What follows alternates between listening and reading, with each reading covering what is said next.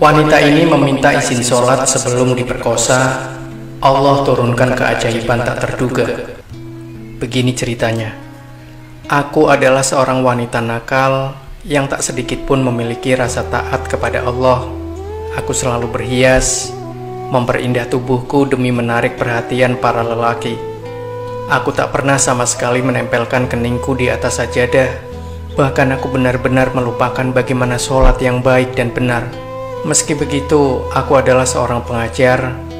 Di antara para guru wanita, hanya akulah yang masih belum menikah. Dan aku juga yang tak memiliki rasa malu kepada sopir yang biasa mengantar kami. Aku tak malu mengajaknya mengobrol dan bercanda, seolah salah satu kerabat dekat. Hingga pada suatu pagi, aku bangun terlambat. Saat itu teman yang biasanya satu mobil denganku tidak terlihat.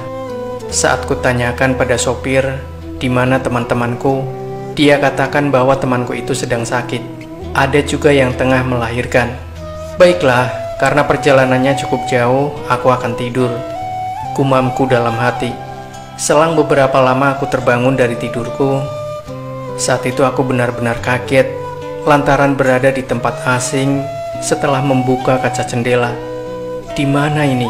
Apa yang terjadi? Kemana kau akan membawaku, Pak Sopir? Tanyaku dengan perasaan was-was. Tenang saja, kau akan tahu. Semakin jauh mobil melaju, aku pun semakin sadar bahwa sopir itu memiliki rencana buruk. Aku memiliki firasat bahwa ia ingin menculik dan memperkosaku. Pak Sopir, apa kau tak takut kepada Allah? Apa kau tak takut dengan hukumannya? Tanyaku dengan sedikit gemetaran di tubuhku. Dan kau sendiri, apakah tak takut kepada Allah saat kau tertawa-tawa dan bercanda denganku bahwa dengan perlakuanmu telah membuatku tergoda, dan kini aku tak akan melepaskanmu sebelum menikmati tubuhmu? Mendengar itu tangisku meledak, air mataku tumpah, ditambah dengan rasa ketakutan yang menyelinap di dalam hati.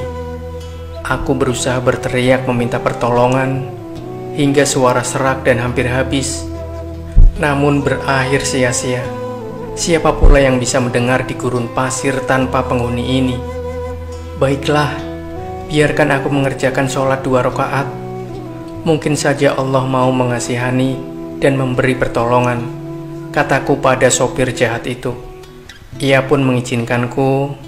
Aku pun keluar dari mobil bagai seorang tawanan yang akan menghadapi kematian. Seolah-olah inilah detik-detik terakhir hidupku. Aku sholat semampuku saat itu.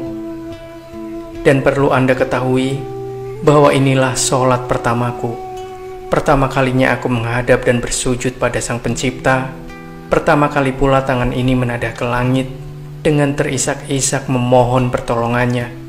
Usai sholat, tiba-tiba dari kejauhan tampak sebuah mobil yang kukenali. Ya, itu mobil saudara laki-lakiku. Aku segera meloncat-loncat girang dan gembira. Saat itu sopirku mencak-mencak sembari ketakutan.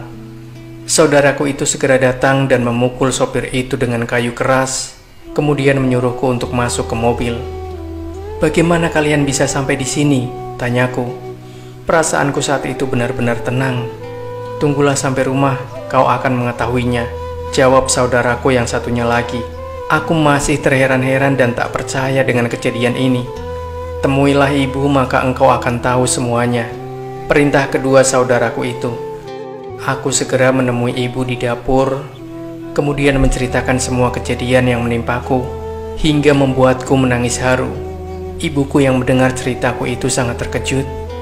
Bukankah Ahmad masih di Syarkiyah dan Muhammad masih tidur di kamarnya?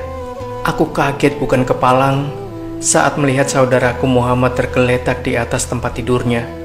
Saat aku tanyakan, dia tidak merasa berbuat apa-apa padaku. Saat aku telepon Ahmad, dia bilang tidak kemana-mana dan posisinya masih di Syarkiyah. Seketika tangisku pecah. Aku terseduh-seduh seketika. Aku percaya pasti Allah yang mengirimkan 2 malaikat penolongnya untukku sesaat setelah aku melaksanakan sholat itu. Allahu Akbar. Semenjak itu, aku pun bertaubat mendekatkan diriku pada Allah. Demikianlah sahabat cerita nyata Reborn, sebuah kisah nyata yang